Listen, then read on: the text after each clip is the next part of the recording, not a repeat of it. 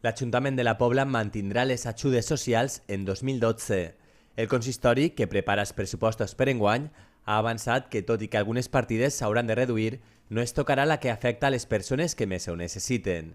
Cada any comencem totes les ajudes assistencials i el que sí que volem manifestar per part de l'Ajuntament és que anem a fer esforços, pese als retalls que s'estan generant en altres partides, anem a mantenir un esforç especial per a mantenir les mateixes ajudes per a tota la gent necessitada. També sí que és de veres i n'hi ha que destacar l'aportació que en este poble ens fa el Banc d'Aliments, que també dona molts aliments a moltes persones que estan necessitades i que, junt a Càritas, tant de la parròquia de dalt com de la parròquia de baix, estan suplementant les ajudes i, on no arriba a l'Ajuntament, ajuden aquestes entitats benèfiques i que estan fent una gran llavor. Recordar que l'Ajuntament, d'alguna manera, l'esforç econòmic que anem a fer per a mantenir totes aquestes ajudes és important i, d'alguna manera, cal destacar-ho per a que tot el món sàpiga que, d'alguna manera, va estar protegit per el que és l'Ajuntament.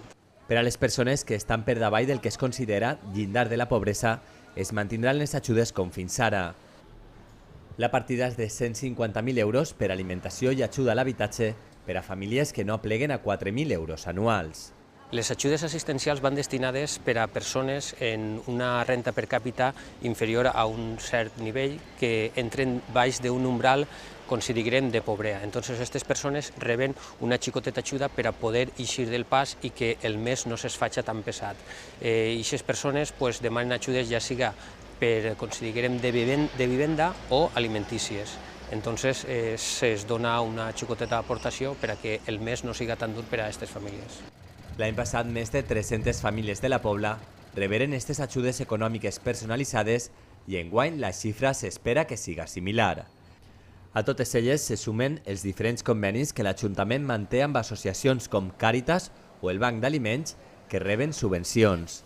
També es reparteixen ajudes com els servicis a domicili o l'assistència bàsica a gent major.